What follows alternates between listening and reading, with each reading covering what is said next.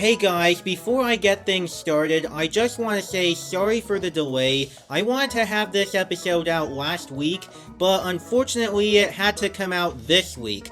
Also, there is one mistake I made in the news episode when I was going over the titles and synopsis of this month's Hamster and Gretel episodes. Look at this! Every week, Caleb makes the same mistake, and I end up getting my neighbor's HS Weekly. If you're listening to this, the newest episode of Hamster and Gretel will have aired at 10 a.m. Eastern Pacific tomorrow, and the other episodes this month will air at that time every Saturday on Disney Channel in the US. Not 9:30 a.m. this time. But besides that, October 14th to 15th, Dan Povenmire and Jeff Swampy Marsh are attending the New York Comic Con in the Family HQ area with the creators of KIF and in Disney's Entertainment area. So if you're in New York and you want to see them, go check it out this weekend. And now on with the podcast. And now, our feature presentation. Today, on a Hamster and Gretel episode of the Danville Discussion. Woohoo! Hey, why does your dog sleep so weird? It's part of his unique gift, which is being really, really dumb. I'll show you. Churro! Churro, come! Just wait, you'll love it. Okay, go get it!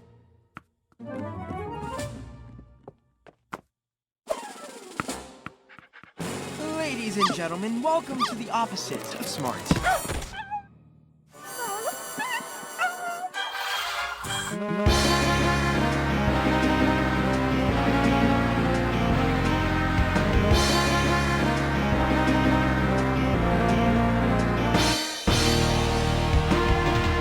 Oh, right, the discussion about Danville, the discussion created specifically to talk about Danville, the Danville Discussion. That podcast? Yes, that one. It is a podcast about all things related to Phineas and Ferb and beyond. I am your host, Caleb Dirksen, and some of you may know me from my YouTube channel of the same name, the one and only place for some web series related to animation such as Caleb Reviews. If this is your first time listening, well, just look at the show's title and it'll explain everything to you. You see, okay, this is a podcast, right? Where I talk about, that's the discussion part of the title, shows set in the Dan Povenmire and or Jeff Swampy Marsh universe, or Dwampyverse, and that's why there's the Danville part of it, because some of the shows that I talk about are set in Danville. Are you following me? Okay, good, it's not that hard. But the one I am specifically going to be doing here is that I am here to go through every episode of Phineas and Ferb or Hamster and Gretel, going through all the cultural and in-universe references, fun facts, gags, and all that stuff, and then finally I will end things off by giving each episode a roller coaster rating. Now, for example, in today's episode, I'm going to be going into episode 7 of Hamster and Gretel and the two segments that are part of this particular episode, which are the opposite of smart and birthday besties. If you want to check out more episodes of the Danville Discussion, then log on to anchor.fm/Caleb-Dirksen, and then it'll take you directly to the Danville Discussion website on Anchor, which is now part of Spotify for podcasters. You can also share your feedback or ask some questions you may have about this episode by emailing us at danvillediscussion@gmail.com with the series and episode title in the subject line. Now, the first thing I want to mention, however, before we get on with the episode, you may have noticed that this podcast started out a little bit differently than usual. I didn't use the usual one that I composed as a piece of stock rock music.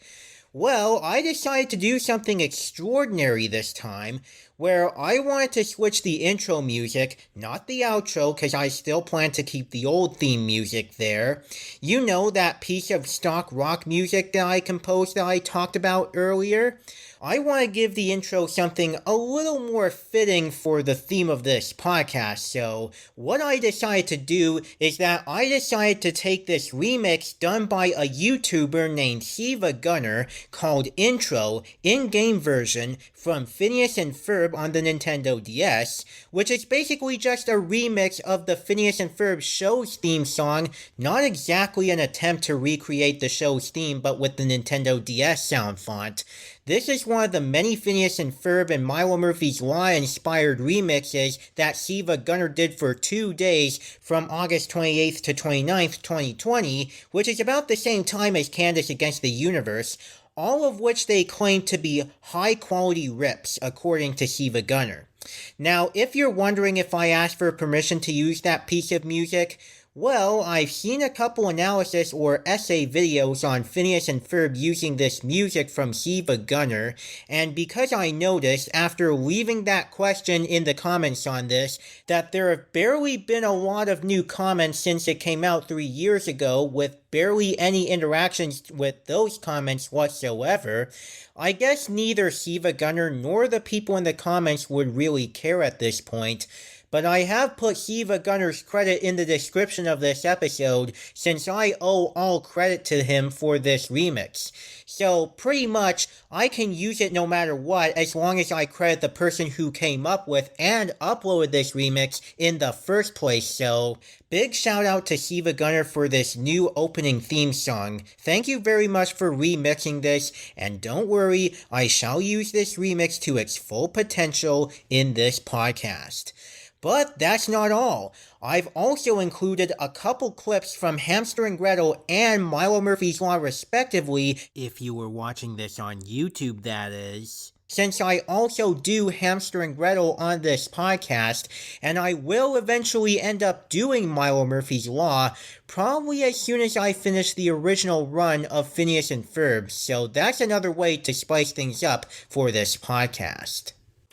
So now, with that out of the way, let's see the air dates for this episode, and both segments first premiered on Disney Channel on Saturday, September 17th, 2022, which was also the same day that the Kevin theme song takeover for the show was released. If you want to listen to my thoughts on that, you'll find it listed as Episode 6A on the podcast page, or I'll put a card in the upper right corner of the YouTube video. Now, for the first segment that we're going to discuss, let's talk about The Opposite of Smart. And The Opposite of Smart was written by Valerie Bryman, storyboarded by Heather Gregerson, Alan Delmar Oka, and Eddie Pittman, and it was directed by Amber Tornquist Hollinger. In this one, Fred, while playing video games at night, notices the bizarre behavior of Churro, the Grant Gomez family dog, in which he's sleeping on his back instead of on his belly, and Kevin explains to her that this behavior stems from Churro being the opposite of smart, which ties into the title, and demonstrates by showing her a trick of Churro playing fetch with a tennis ball and then bumping his head into the cushion seat, which Fred films and posts on the internet. Kevin drives Gretel to school after helping her build a house out of craft sticks for art class, even though Kevin actually built it himself, while Gretel signed autographs in superhero form after saving a bus full of kids from either going through the ring of fire or falling into a crocodile pit at a stunt show. I'm guessing that bus probably went out of control and made a turn for the extreme, which is definitely unsuitable for a school bus. At the high school, Churro's popularity on the internet quickly grows, which then leads Kevin to becoming too preoccupied with filming Churro's antics to spend time with Gretel. After failing to get his attention on numerous occasions, which Gretel sings a song about, Kevin has Churro dressed in a lobster costume and tells his family about his position at PuppyCon, but Gretel still feels left out because Kevin is too busy preparing for that occasion. But then Hamster and Gretel receive a notification on Gretel's phone, alerting them to a dognapper in a news report by Veronica Hill. However, Kevin initially does not believe them when they inform him. Kevin! Somebody's dog-napping influencer dogs at PuppyCons! You need to take us along so we can protect you! Oh, I see. So right when you want to come along, suddenly there's a person stealing dogs at PuppyCon. I'm not making it up! Look, I know we haven't had a lot of quality time together lately, but I promise, after PuppyCon, we'll get some hang time. We'll be okay, Lil G. Lil G. I'm still processing K-Man. So at PuppyCon, Kevin makes a public appearance with Churro in the Opposite of Smart booth, and meets a fan wearing a headband with bone antennae named Kathy, signing an autograph and a paw print for her. He also meets a small old man with a pet chihuahua who has an Irish-style dance, which then encourages other people, including Kathy, to check it out instead of the Opposite of Smart. By the way, that booth that the old man has is Hans the Opposite of Big, which is basically ripping off Kevin's booth as a sense of foreshadowing for what's to come in the next minute or two. At that point, Kathy makes off with Churro, revealing herself to be the dognapper, and Kevin goes after her in his minivan, with the small man and Hans the Chihuahua tagging along, who are then revealed to be Hamster and Gretel in disguise. So they battle the dognapper, with Hamster taking out the fan belt, stopping the dognapper's minivan, and engaging in a karate fight in a bamboo shop. Once the dognapper is defeated, they release the other kidnapped dogs, and afterwards, Kevin takes Gretel out for ice cream and promises to never allow fame to cloud his better judgment again. And that wraps up the Opposite of Smart. On that note, wanna guess what day it is? It's Take Gretel to Mr. Brain Freeze for bubblegum tapioca ice cream barring any crime fighting that might happen day! I am so done with fame. I lost track of pretty much everything that matters to me. Do I matter to you? Only the most.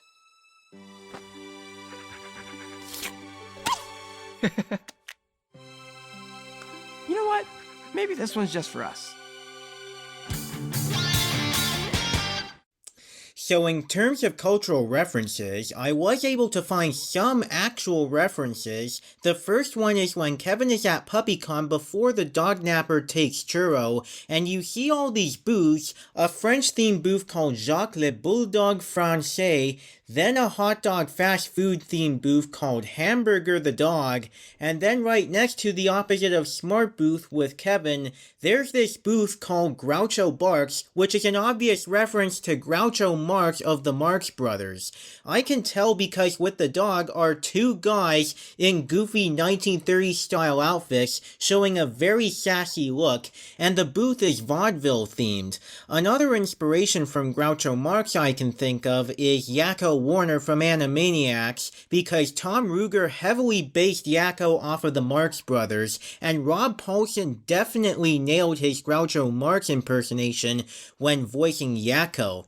Friends, we'll paint any ceiling for just $29.95. Right. How do we do it? No overhead. In fact, when we get through, you'll have nothing overhead. And if you hire us, you'll have nothing in your head. We paint ceilings, ceilings, and only ceilings. We don't paint floors because they're beneath us. And by the way, when Churro signs a paw print with blue ink, I'm wondering if that looked like a reference to Blue's Clues for me, since Blue puts blue paw prints on 3 things in the show to indicate 3 clues on what she wants to do, which I have plenty of good memories watching Blue's Clues as a kid. I know there's also a reboot titled Blue's Clues and You, which is the same show but with a different host and computer animated characters.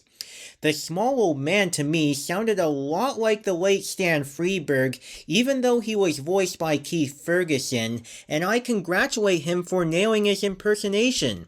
Hey! I'm a big fan of you and your dog. My dog isn't dumb like yours, but he sure is small. I can see that. Does he have any special skills? Nope, pretty much just small. Oh, and the Irish dancing. I remember Stan Freberg the most for voicing Moron or Boron in Freakazoid, who is a really funny character. I gotta say, I just love his voice.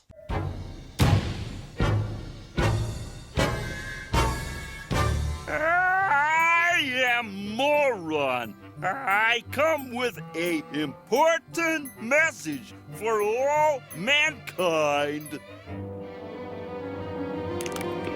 And what is that message?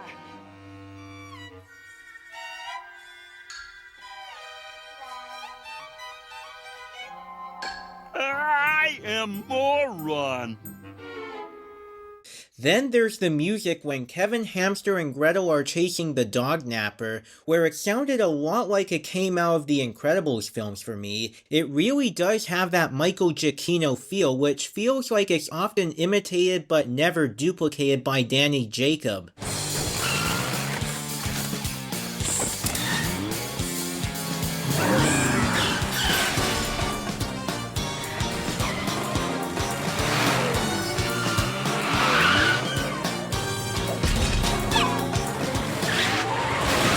There were also a couple in-universe references I discovered. At the elementary school cafeteria, I spotted Sally from Phineas and Ferb as Gretel talks to Bailey about her concerns with Kevin. Either that, or it's just a look-alike of Sally but with a recolored bow, hair, eyes, and clothes. Later on, during the news portion with Veronica Hill, it's revealed that Hamster and Gretel is set in the tri-state area, just like Phineas and Ferb and Milo Murphy's Law. The only thing it doesn't tell me yet is which city it's set in, whereas the other two shows are set in Danville. Terror has struck as influencer dogs have been stolen from PuppyCons all over the tri-state area, depriving extremely bored people of their only source of entertainment. No one is sure who the perpetrator is, but one thing is for sure, it's a doggone shame.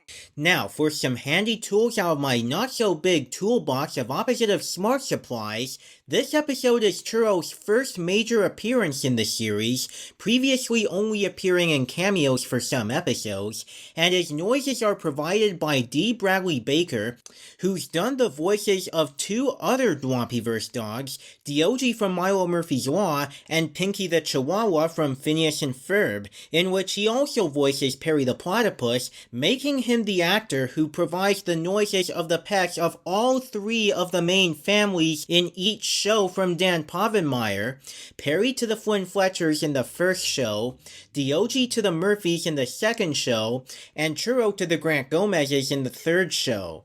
So he's kinda to the Dwampyverse what John Ratzenberger was for Pixar and what Alan Tudyk is for Walt Disney Animation Studios. The only other handy tool I could find is that Michael Leon Woolley and Deborah Wilson were credited in this and Birthday Besties for voicing Roman and Michelle Carter, Bailey's parents, respectively, but neither of the two characters appear in either episode segment, so I don't really know why they needed to be included in the credits. So now what are some things that I got to me that I liked or whatnot? Well, for what wasn't the best thing about the episode, the plot is as simple and generic as it gets, but for what I did enjoy, it's still there. Like, for example, I kinda liked at the beginning when Kevin loses the video game and he finds Fred cocky, and Fred says, "I'm only cocky because I'm so good." I also really enjoyed how cute Churro was in this for his opposite of smart moments, especially wearing the lobster costume for PuppyCon, as well as many of the hero transitions, such as the ones with Churro and a glum Hamster and Gretel when they feel left out. Another part that almost got to me is how Fred says that fame has gone to Kevin's fingers the second he waves his fingers to the girls who compliment his video. I also felt sorry for Gretel at the moment she's feeling left out due to Kevin's heavy focus on his web series, and the song I Want Your Attention was a very nice pop rock number, along with the many ways Gretel tries to get Kevin's attention throughout the song. But I am debating if it would be anywhere near the level of my nemesis from Phineas and Ferb. Kevin, listen, mister. I won't be ignored, I'm your little sister. And did I forget to mention, I want your attention? I liked Dave's no whining about shining line too, when Gretel says that Kevin is starting to get too shiny, and she doesn't even remember him once saying that, Dave responding that he should because it rhymes. Aye, sweetie, your brother has never gotten to influence anything before. Every person needs their time to shine. Yeah, well, he's starting to get too shiny if you ask me. Hey, what do I always say? No whining about shining. You've never once said that. Well, I should. It rhymes. And the news report by Veronica Hill was kind of funny once again, since at the end she said, "No one is sure who the dognapping perpetrator is, but one thing's for sure, it's a doggone shame." Which is a nicely executed pun right there. During the dognapper fight scenes, one of my highlights is the gag where Kevin takes Hamster's chihuahua head off and throws it out the window, landing on a girl's ice cream cone. As a villain though, the dognapper wasn't quite as interesting like the Destructress and Fist Puncher or La Cebolla. The moment she shows her true colors, she just suddenly swipes Churro instead of elaborating on her crime first. Now, don't worry, she's not a badly written villain, but the way her twist came out of nowhere and her misunderstood and not quite as threatening nature just iffed me a little. Though there are some animated villains who turn out to be misunderstood that are very well written to me, like not only Dr. Doofenshmirtz, but also Gabby Gabby in Toy Story 4. Not to mention that the dognapper's backstory on how she started stealing dogs was just okay. Basically, she used to own a labradoodle named Mutt Damon, who went viral but ended up being a one-hit wonder, and that's when she started stealing charismatic dogs to capitalize on their fame, which ended up giving her a lot of likes, but she also planned to sell them to a Russian circus when she didn't make any more profit. On one hand, the backstory was very basic, but the one thing that made me chuckle a bit is at the very end of that, when Kevin realizes how dark it got, and the dognapper admits she's a cat person before the police take her away. But I did love the ending when Kevin and Gretel's excitement immediately transitions to Mr. Brainfreeze on the day they call Take Gretel to Mr. Brainfreeze for bubblegum, tapioca, ice cream barring any crime fighting that might happen day. And it's nice they get to bring Churro with them, because usually you wouldn't be allowed to bring a dog into a public ice cream parlor or any other restaurant. Some other highlights I have include Kevin's parents thinking that he's welcoming people to Dumb, to which Carolina says Dumb is not a place, and Kevin knows it. Dumb is the term used to describe Churro. Hey, tell him your catchphrase, Kevin. Ladies and gentlemen, welcome to the opposite of smart. So, you're welcoming people to Dumb? That's not even a place. I know Dumb is not a place, it's a dog. A very, very cute little fuzzy dog. And I also thought the nicknames K-Man and Lil G were very cute, describing Kevin and Gretel respectively. As for the animation, which was done by both Snipple Animation and Synergy Animation, it is mostly decent. It has good-looking comic-style backgrounds as usual. The character animation is decent most of the time. There's solid shading and lighting in some parts. Decent visual effects such as the flashes when Kevin's phone rings in his pocket. And even some good smear or brushstroke movements such as on Hamster when he's wiping the toothpaste off of Gretel's phone, or when Hamster and Gretel dash off for Gretel to tell Kevin about the crime scene. My favorite parts have to be the action scenes with the dognapper. The fast pacing of it all with the minivans riding up on each other, as well as the kung fu fight inside the bamboo shop, which fits well by the way. It all works very well. My cons with it though, there are some weird out of place movements such as the toothpaste on Gretel's mouth moving weirdly when she turns her head to the news report. It doesn't help that only the outline of the toothpaste is above Gretel's mouth with no color fill for one frame. The characters' mouths can sometimes move noticeably janky. The outlines on the B-ride look a little too thick on Snipple's part, and even some characters have overly thick outlines sometimes. Overall, I wouldn't say it's the best as it is very simple and a bit generic, but I still decently enjoyed it and I did love the relationship between Gretel and Kevin throughout. Now, our next segment is Birthday Besties, and Birthday Besties was written by Joanna Hausman, it was storyboarded by Kyle Menke, Rufino Roy Camacho II, Susan Buckheim, and Eric Kling, and it was directed by Trisha Garcia.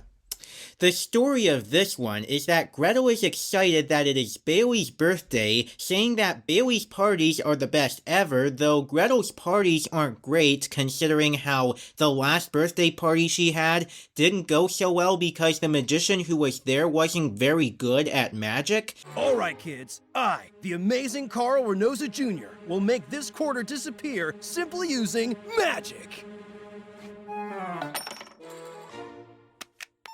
Dad, I failed you! I dropped the quarter out of my sleeve! The kids saw it! Oh, no! I think they stopped believing in magic! Get out of there, son! Get out of there now! want some birthday meatloaf. But despite her excitement, she worries the festivities could go awry when she learns on the news that someone has been destroying children's birthday parties recently, so Hamster, Kevin, and Gretel must keep their eyes open for the culprit.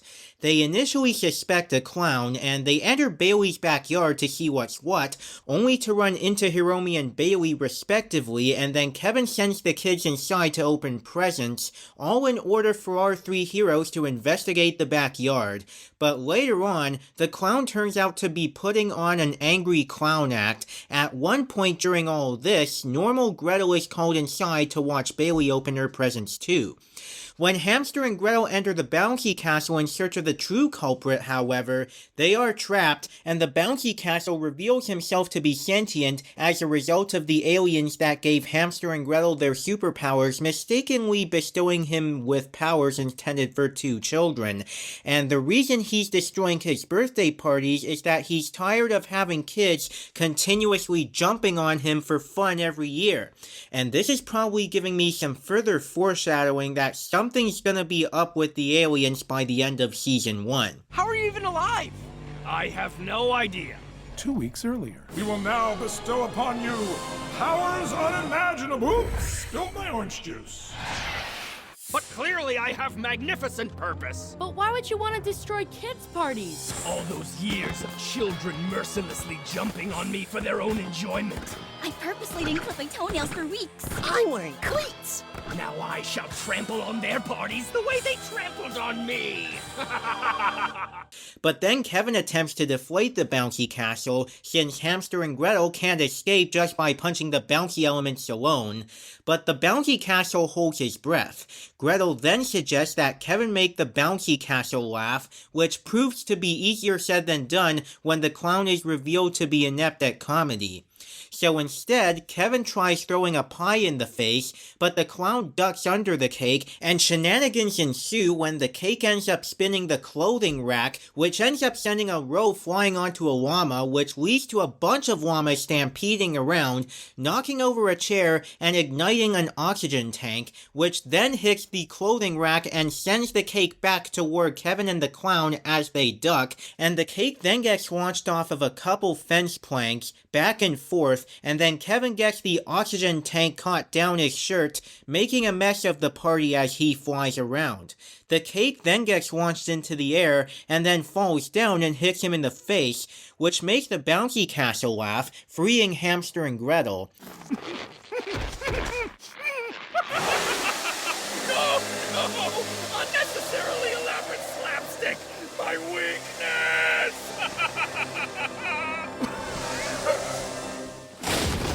Look, it's Hamster and Gretel! Oh no! We ruined her party. I gotta get to Bailey before she sees. After the kids discover the mess outside and congratulate Hamster and Gretel, possibly for both showing up to Bailey's party and defeating the evil bouncy castle, Gretel sees the mess, and inside the house, she, in her regular form, apologizes to Bailey for her party being ruined while the latter spent the whole party opening a series of boxes inside boxes to keep her preoccupied during the search for the party pooper. But Bailey proclaims that she enjoyed her party because she got to spend it with her best friend, although she is disappointed she did not get to see Hamster and Gretel. This quickly changes when Hamster and Gretel briefly appear in their superhero personas, and that's a good way to cap off this episode. Oh, Bailey, I'm so sorry your party was ruined. No, the party's not ruined. I mean, sure, a lot of stuff got destroyed, but everybody had a great time, and I got to spend time with you. I'm just sad because apparently Hamster and Gretel showed up, and I missed them, and I'm their biggest fan. Bailey, there's no way I could come to your party without wishing you a happy birthday.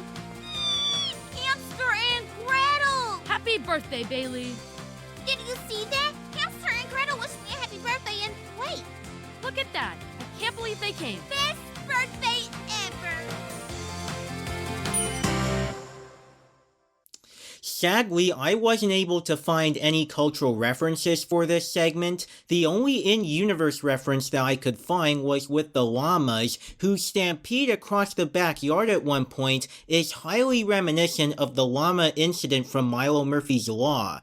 Sometimes I imagine if Milo was invited as a magician at one point, and suddenly Murphy's Law happens when all this chaos ensues, including the llamas in the background, but that's just part of a headcanon that I have. So for a few more handy tools I was able to get out of my not-so-big toolbox of birthday bestie supplies, it reveals that Bailey's birthday is on the 27th, but it doesn't say which month specifically, though it is sometime during the school year.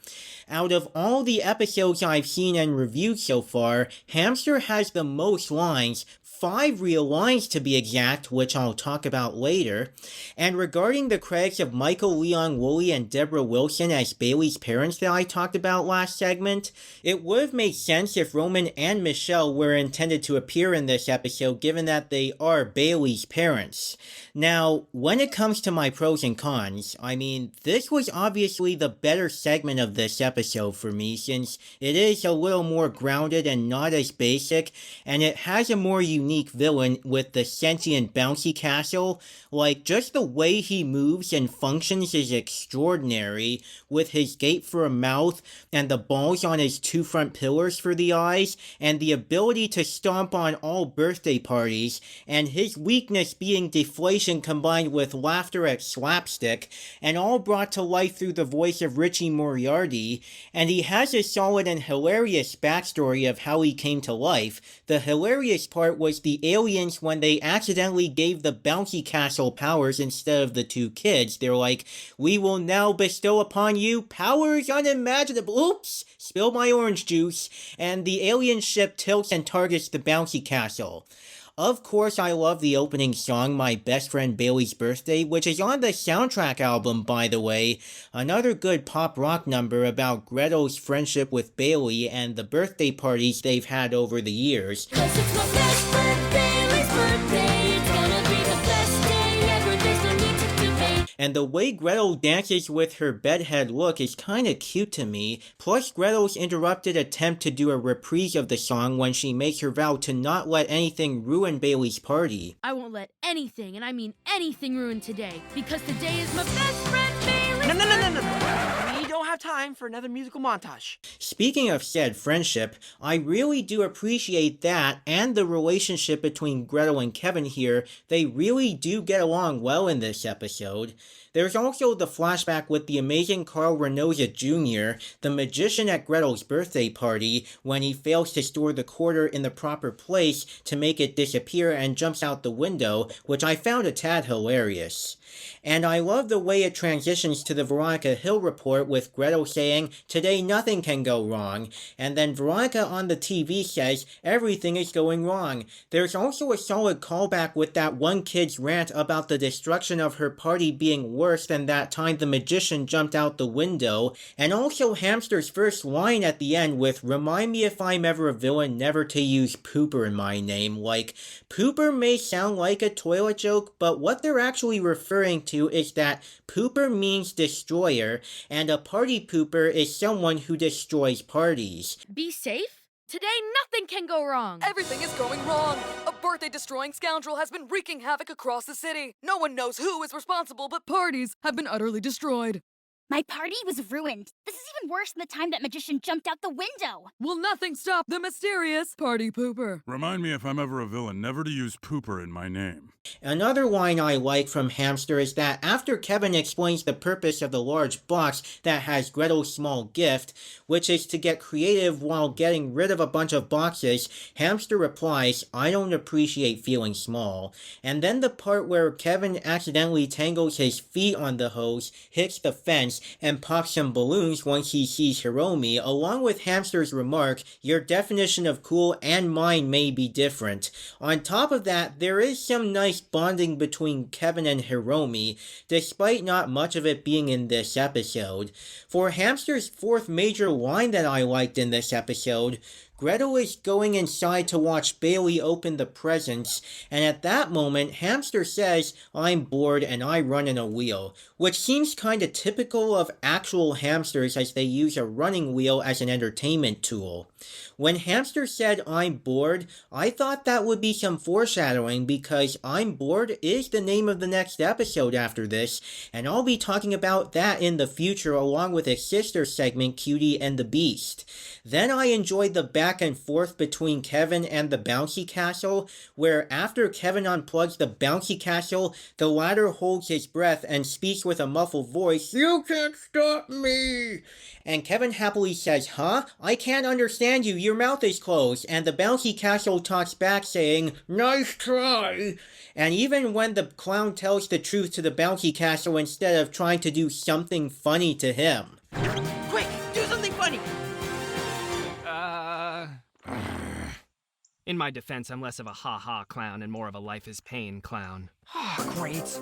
My favorite part has to be the whole scene of chaos in the backyard, including the visual gag with the speed lever on the Ferris wheel. When Kevin flies past the lever with the oxygen tank, it goes from fast to faster, then all the way up to only legal in Florida, the highest and most illegal speed possible to the point of eventual death. I just love that visual gag. And as a result, when the cake is flung into the air, it distracts the skywriter who's writing "Marry Me" with his airplane, and he loses control and changes the exclamation to a lowercase l, thus writing "Marry Mel" instead, and the guy on the bench is named Mel, which tempts the woman reading the message to marry him instead of the guy who already has the ring in his hand, which is an absolute great side gag.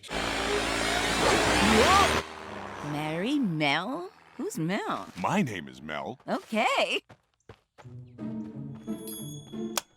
As well as at the end of all this chaos when the pie is hit right into Kevin's face and the balloons get stuck to it while deflating, making Kevin look like a birthday cake. And I thought the ending was kinda sweet too, when Hamster and Gretel switch back and forth between their identities while keeping them secret so that Bailey finally sees superheroes Hamster and Gretel at her party, and normal Gretel and Bailey hug each other with Gretel giving the thumbs up to Hamster at the end. But now let's get to what are mostly my few cons with this episode.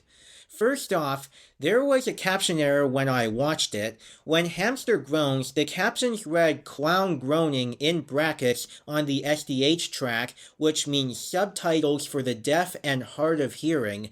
The caption guys could have just paid more attention to Hamster at that moment so that they wouldn't confuse it for the clown, not only because the clown is off screen, but also because he disappears from the chair by the next second after Hamster groans.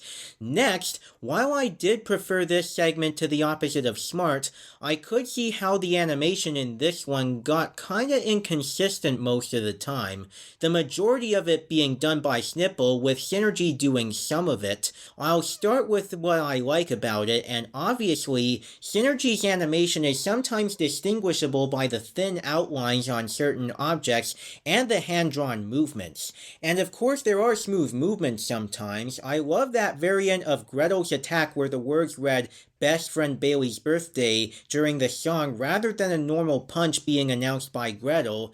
There are good-looking brushstroke movements when the characters move rapidly, vibrant colors and neat backgrounds as usual, solid effects such as the candles on Gretel's birthday meatloaf, and good use of lighting for the spotlight over Gretel when she starts her reprise of "My Best Friend Bailey's Birthday."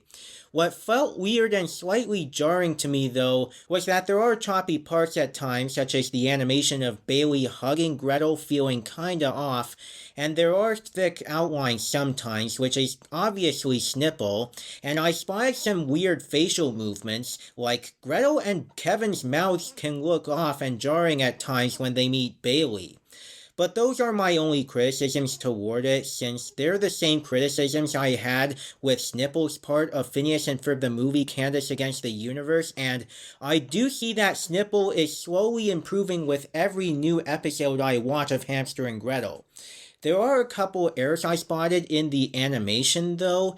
During the part where Gretel excitedly walks down the stairs as best friend Bailey's birthday appears in colorful letters, the outline of Hamster's eyes and muzzle appeared to be colored incorrectly to indigo blue, and then during the flashback of children jumping on the bounce house, one of the kids' eyes turns transparent multiple times, specifically that Asian girl. It's one of those blink and you'll miss it scenarios where you have to pause at the correct time to see how the white part of one of her eyes disappears. But that's all I really need to say here, that this segment, while not the best looking, is a great episode. Everyone is well written, and I just love Gretel and Bailey as best friends to each other. So now let's go ahead and get to our roller coaster rating.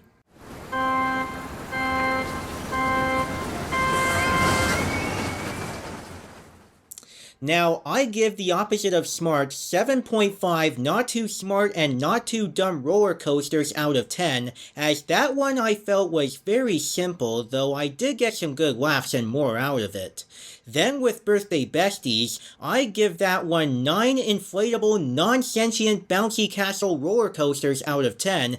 Despite some animation flaws, it was a little more complex, the characters are well developed, it was hilarious a lot of the time, and the villain is more unique and creative.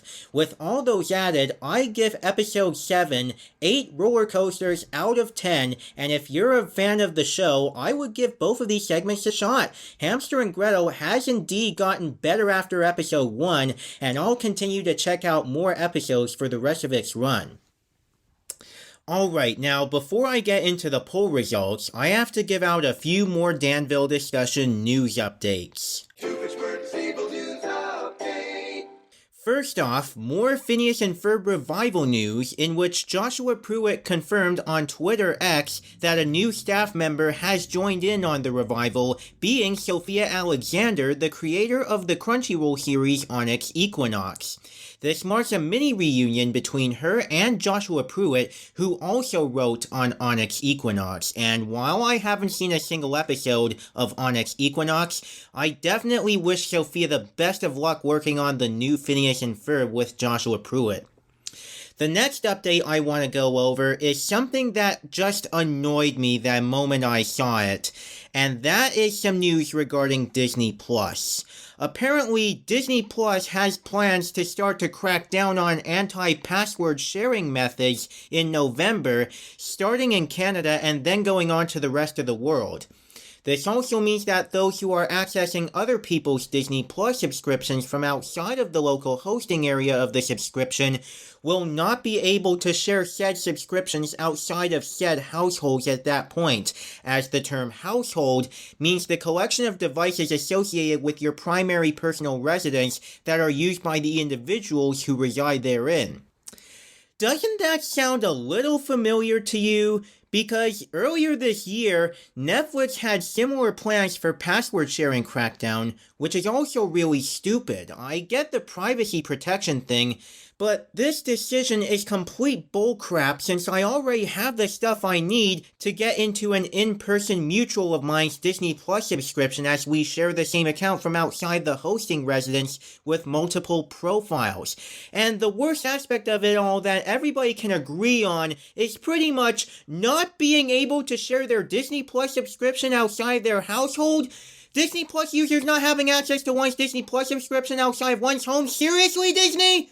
Like, this is something I expect from Elon Musk. This is something that Elon Musk would do. In fact, in partially the same way that I'm planning to leave Twitter X due to both it being a toxic environment for the animation community and Elon's incompetence that's making it worse, I might end up on the verge of taking a break from Disney Plus when this happens, and I don't want to say it out loud, but for any movie or show that doesn't have a physical or digital download release in its original intended aspect ratio, or is still a streaming exclusive as of now, I'm just gonna leave a bit of this song from Lazy Town right here. And in the case of YouTube, I'll leave this tweet right here showing various shots of animated series with characters as, quote, explorers that sail the high seas. And even though Netflix has that as well now, at least I am still able to access that platform from outside of one household, but like, come on, Disney, really? Password sharing subscriptions means no Disney Plus subscription sharing outside of one household? This is why people are viewing you as an evil corporation. Seriously, this is why physical media and digital downloads matter. You just announced that you're releasing The Mandalorian Seasons 1 and 2, Loki Season 1, and the entirety of WandaVision on Blu-ray and 4K, so no doubt that consumers that don't have Disney Plus are gonna pick those up. That should be obvious proof that you need to know better than to block password sharing on Disney Plus. It's just absolutely stupid, and like, what the frog are you waiting for? Just give Phineas and Ferb a complete DVD and Blu-ray release already. Just give all 4 seasons of the original run a complete physical box set, along with both movies and the Take-Two shorts, as well as many of the bonus features from the compilation DVDs, and label it as the Ultimate Collection in time for the revival run. It's no big duh. Just do it, and us Swampyverse fans, even those without Disney Plus, can be happy. Seriously, Bob Iger can take the L for these kinds of password sharing restrictions. And then, oh good God, why must I do this for another time? Some more disasters between Elon Musk and Twitter. Whatever he's doing now feels frickin' insane. Listen to this. Now, recently, Elon Musk and Linda Yaccarino are planning to have Twitter X start freeing up inactive usernames, meaning that any accounts that have been long inactive will be terminated. Why would you do that? Stop living in wacky land! Whether people are all in a long hiatus or leaving Twitter forever while keeping their account up or even dead, you do not get to delete their accounts when they're not in use for a long time. I know someone on Twitter whose friend died a few years ago, and it's unfair that a dead person should lose their account for being inactive. Next, X support or Twitter support says that they will be disabling circles permanently by October 31st. Okay, stop right there! Why must circles not be a thing anymore? Now it's lasted as long as Twitter fleets. Where are people gonna group together specifically to read a mutual's tweets now? Take a long walk off of a short pier, Elon, you waste of space!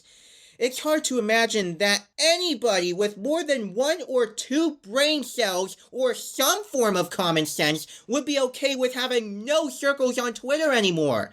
I can see Elon proudly going around in his office at Twitter saying, "By getting rid of circles, I can click faster." No, you can't! Stop lying, you idiot! Nobody's gonna let you cook as long as you keep ruining Twitter and even Tesla. Oh my God, I can cook faster than the average chef, and we want to make Twitter, now known as X, a better place for many users around the world. Ah! Every word is stupid! You are so stupid! A better place for many users around the world. What makes you think that people are mentally vacant enough to like Twitter once again after all of this? Make Twitter great again? At this point, I'm convinced Elon Musk is going all Donald Trump.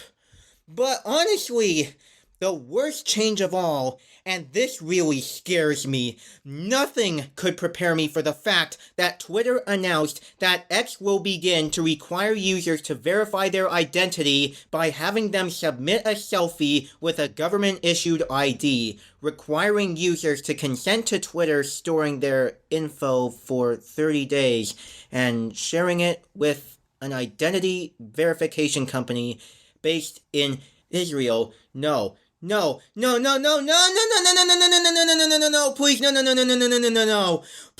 no, please do not say that, please do not, don't you dare say that about Twitter, don't you ever say that. Like, if this is true, my God, he's making Facebook look good in comparison. You should not have to take a selfie to get verified on Twitter. I don't want, no, Twitter should not should not be a camera scan required verification service. Just hearing everything that's been said by Elon Musk lately, all of it as if it came from David Zaslav's mouth. The sheer amazement of how horrendously stupid every business practice Elon makes is almost no different from what David Zaslav has done to Warner Brothers. Hey guys, another update even more recently. As if I didn't have enough reasons to hate Elon Musk now, Twitter X also replaced the birdhouse with a regular house for their home button. And oh my god, for the last time, Elon, would you please, I'm begging you, stop doing stupid things that prove the things that I say about you on this very podcast correct! Oh my god! It's like you shot Twitter with a shotgun while they were nesting their eggs. Oh my god. Please stop already, Elon. Seriously. Oh my god. These are the only people who think this X rebrand is such a great idea. It really scares me for the future of Twitter, and if all this is true, then this is it.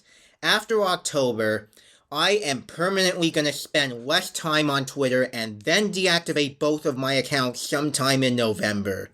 I bet you'll be sad to see me leave Twitter, but I don't have a choice at this point. Elon Musk has caused enough damage to this disgusting trash stew of a website.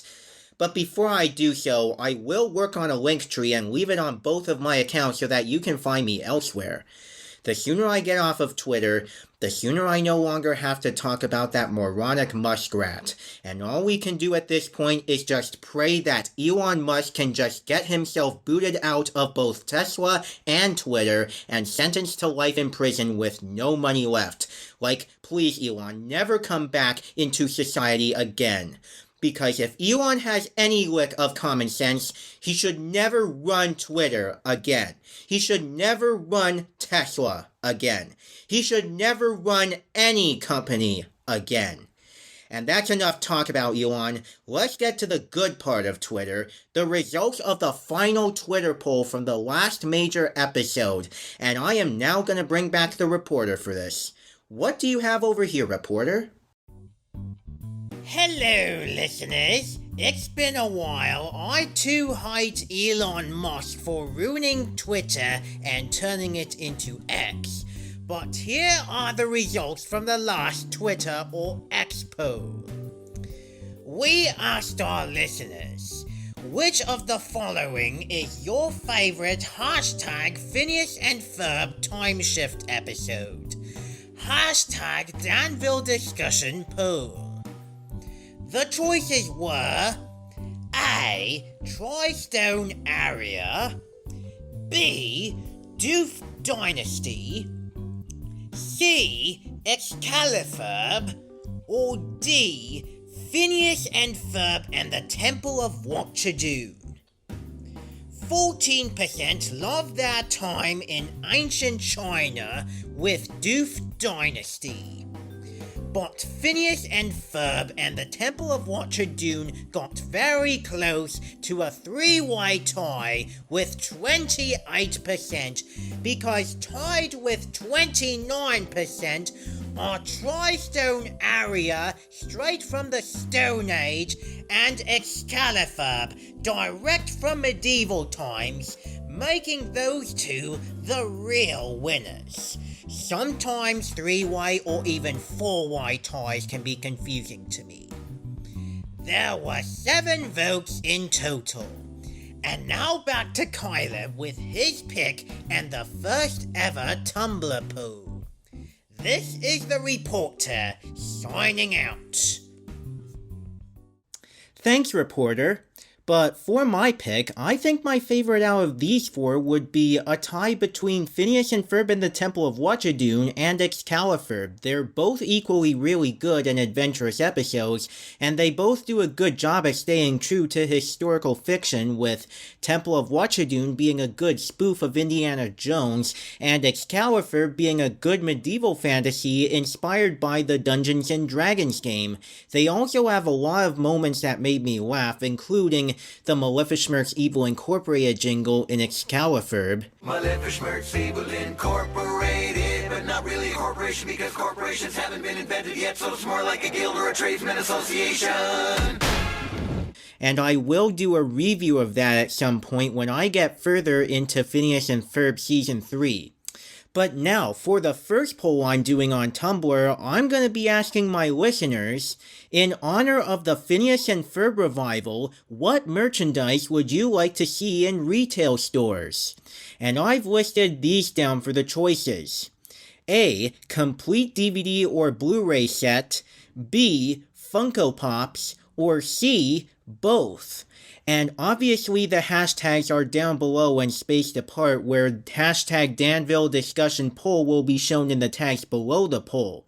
So, what do you think should come into merchandise for the revival next year? Go ahead onto Tumblr and look for @CalebDirksen2 or hashtag Danville Discussion poll, which is all spaced out, to make your voice heard if you are on Tumblr like me. And that is all that I've got to talk about for this week, so thank you guys so much for listening to this episode of the Danville Discussion. As for me, you can find me on my Facebook page at @RealCalebDirksen, on my Twitter, Tumblr, and TikTok pages at CalebDirksen2 with the number 2 at the end and all in lowercase, on my alternate Twitter page at CalebThePNFGuy, on my Instagram pages at Caleb.Dirksen for my main page or at Caleb Flynn Fletcher for my alternate page, on Threads at Caleb.Dirksen, on DeviantArt at CalebDirksen20, and on Blue Sky Social at CalebDirksen2.bsky.social, where I'll send you an invite code on any other social site to let you in.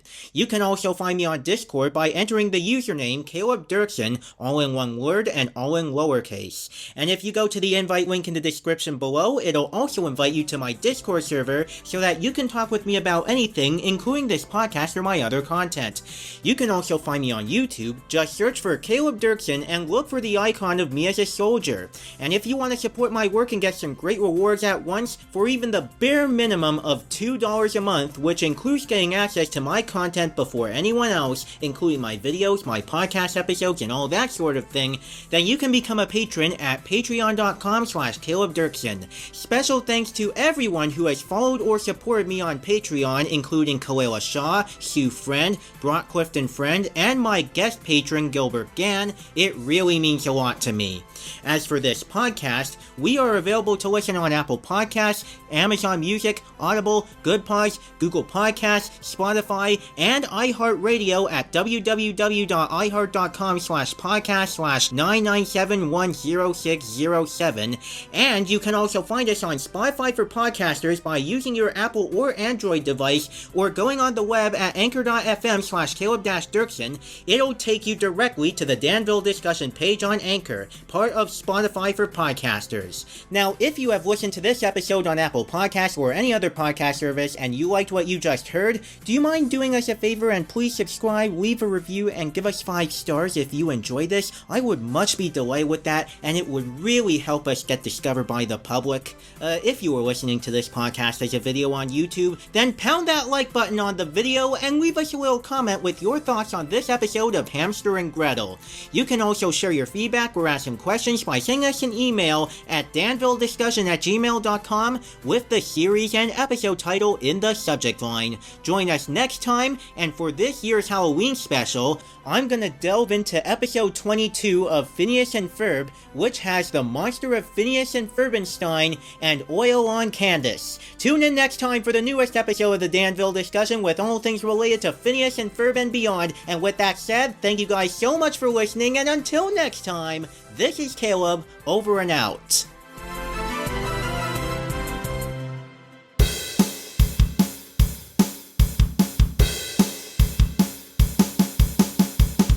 This podcast was created strictly and only for entertainment and information purposes. It is not endorsed by the Walt Disney Company, Disney Television Animation, or their affiliates. All and any names, images, clips, sounds, or other items related to Phineas and Ferb, Milo Murphy's Law, Hamster and Gretel, and other Disney properties are trademarks and or copyrights of their respective holders. All original content from this podcast is the intellectual property of the Danville Discussion and the host or hosts running the podcast unless otherwise noted. Because today is my best friend Bailey. No. We don't have time for another musical montage.